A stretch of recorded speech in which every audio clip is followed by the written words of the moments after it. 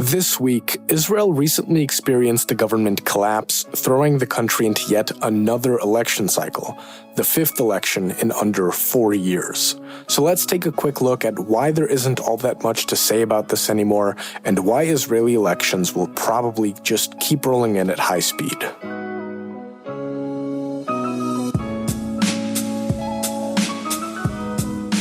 I'm Lev Gringaus, and welcome to The Jews Are Tired, your podcast about Jewish news.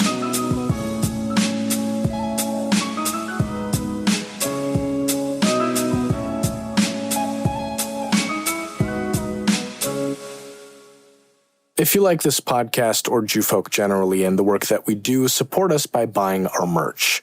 All the classics are there, 10,000 Ways to be Jewish designs, The Jews Are Tired mugs and shirts, and just a plain TC Jewfolk logo on stuff if that's what you're into. A link to the store is in the podcast notes, so go take a look. And there's also a link to donate to Jewfolk in the podcast notes if you want to give directly. As always, we appreciate any support you can give. Also, if you want to subscribe to our weekly TC Jewfolk newsletter for all the local Minnesota Jewish news, or our new monthly podcast newsletter where you can get updates on all our podcasts, go to tcjewfolk.com and hit that subscribe button at the top of the screen. We've got some new projects in the pipeline that I'm pretty sure you don't want to miss. As of the release of this podcast, it's day 148 of Russia's war in Ukraine. So if you want to donate to help Ukraine, there's a link in the podcast notes with resources to do that.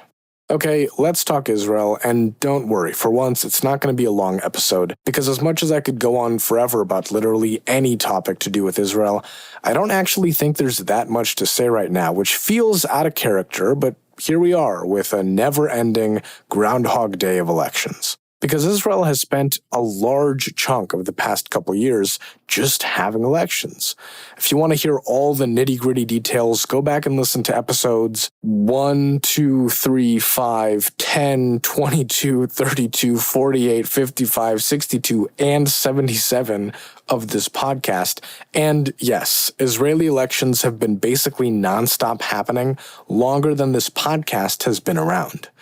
And now, on November 1st, later this year, Israel will have its fifth election in the span of 4 years. And I barely know what to say except, can you imagine how tired Israelis are of this? As Americans, we barely survive having 2 elections every 4 years between the midterms and presidential cycles. But for a little while, about a year, there was some hope that Israel would stop this madness at 4 elections within 2 years. Israel operates on a parliamentary system where citizens vote for political parties, and each share of the vote translates to a certain amount of seats in the 120-seat Knesset, which is Israel's parliament. After the election is where the real fun starts, because parties have to join together in a coalition to try and reach 61 seats or more, which is a Knesset majority that allows for a formation of a government. And in spring 2021, a really interesting coalition came together. A messy alliance of right-wing, center, left-wing, and Arab Islamist parties formed a government. It wasn't clear how long the coalition would last, but there was some hope at the weirdness of it, that if all of these politicians could come together, then Israel could learn to move past the gridlock and the hyperpartisanship that defined the past few years, and this could also be a political landmark for Arab Israelis who have been and continue to be on the sidelines of Israeli policymaking. On an actual recommendation, if you want to learn more about this, revisit episode 62 of this podcast, where noted Israeli-American author and journalist Yossi Klein Halevi talked about the potential of this coalition. But a year later, things fell apart.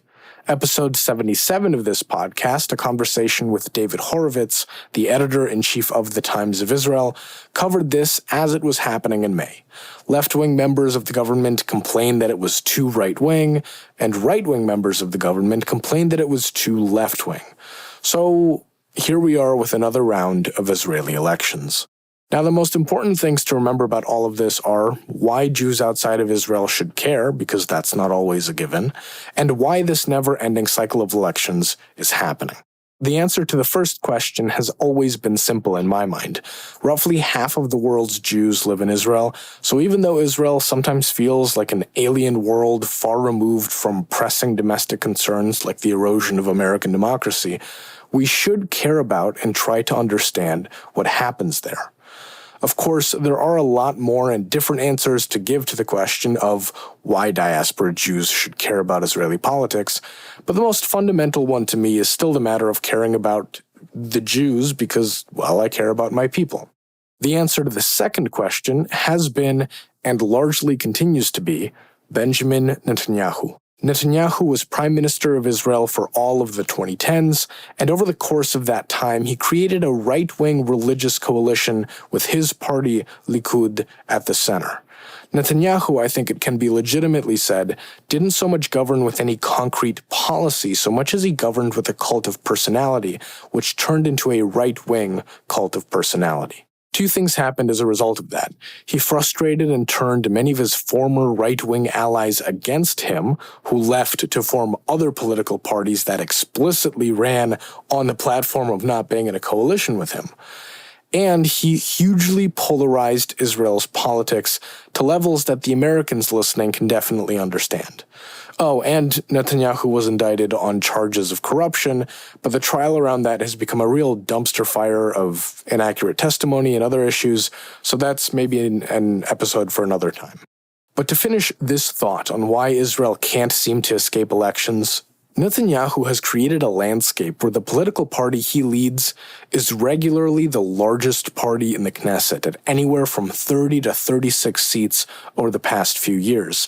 And if all the right-wing and center parties weren't frustrated with him, his cult of personality, and his indictment for corruption, Netanyahu would have a coalition big enough to make a stable government and would continue to be prime minister.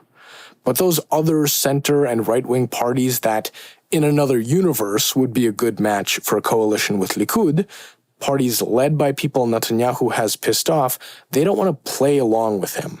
So the math as it stands, and has stood since 2019, is that Netanyahu's group of Likud plus religious right-wing parties altogether control a little under half of the Knesset, not enough to form a government, and the alignment of parties against Netanyahu also controls a little under half of the Knesset, meaning those center and right-wing parties together with the left-wing parties. The remaining Knesset seats are held by a group of Arab Israeli and Palestinian political parties who don't really join either side except in this one case of the Arab Islamist Party. So no one has a Knesset coalition majority, and while Netanyahu continues to lead Likud, it's hard to say if anyone will for a while. So, more political instability and more elections. But here's where we get to the polarization part of things, because you might think, okay, if voters all decided differently, they could just give the Netanyahu or anti-Netanyahu side enough Knesset seats to make a stable government. But the polarization that Netanyahu introduced is really quite amazingly consistent, at least for now, because for 4 previous elections, voters have not changed their overall preferences that much. Even if they may have voted for different specific parties, the Netanyahu and the anti-Netanyahu sides have been pretty even this whole time. Let's hit up some relevant information from the Israel Democracy Institute, which does a lot of public policy research. In a survey brief from early June, which you can find in the podcast notes, researchers asked Israelis if they feel better, worse, or the same about a variety of issues, like the economy and foreign affairs, after this past year of the eclectic anti-Netanyahu government. And here's what's notable. Israelis who had voted for the anti-Netanyahu coalition generally, not by a lot, but generally, said that things were better than they were a year ago. For example, roughly 42% said the economy had improved. By contrast, Israelis who had voted for the Netanyahu religious right-wing coalition overwhelmingly said things were worse across the board. On the same economy example, 75% said the economy had gotten worse. So in a situation familiar to many Americans, a complete political divide on what's happening in reality.